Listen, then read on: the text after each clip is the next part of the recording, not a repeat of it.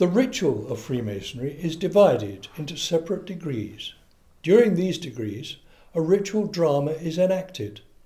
The first degree deals with the allegory of birth, the second with life, and the third deals with our approach to ultimate perfection of ourself. And my journey through the grades was a bit of a sort of psychological whirlwind. Apart from the fact that I'd heard bits and bobs about Freemasonry, I made no judgments. I took it as it came, and I found that I was in the middle of an 18th century drama almost. It was beautiful, it was elegant, it was reminiscent of times I'd read about. It had a nostalgia to it, as well as being deeply relevant for me because of the symbolism.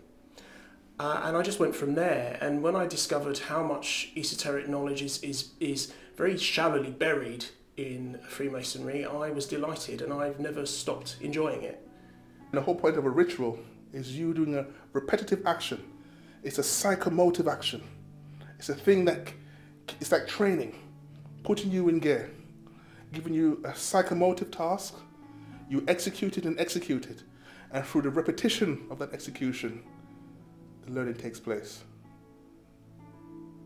And it's amazing how it creeps up on you. I really loved the second degree. For various reasons, which I probably can't say, but Freemasonry, as we know it, uses rituals and theatre and drama, and so when you're in these initiations, when you're part of these ceremonies, you really feel it, and it's really quite a magical experience to be part of, and you feel sort of very privileged to be part of that. Well, one thing I do remember well is my third degree. Now, that's where things get real. That's when you start to realize why you're actually here. And I think that's very important to understand. That's a part of you needs to die, and a part of you needs to be reborn. And that's made very, very clear in this ritual. And that's one thing that I will never forget. And the ritual of liberal Freemasonry is a spiritual pursuit in a world where spirituality often becomes identified with religion. This is a distraction, since it is perfectly possible to engage with one's own spirit without the assistance of a religious background. Since Freemasonry is secular rather than religious, it enables persons of all religions and of none to engage together. The most important pursuit in Freemasonry, and one of paramount importance, is the pursuit of self-knowledge.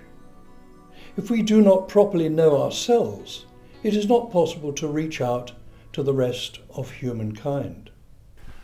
Worshipful Senior Warden, how should Freemasons meet? On the level, Right Worshipful Master. Worshipful Junior Warden, how should Freemasons act? On the plumb, Right Worshipful Master. And part on the square. So let us meet, act and part, and may the blessing of the great architect of the universe be upon you and upon all true and faithful brethren throughout the world.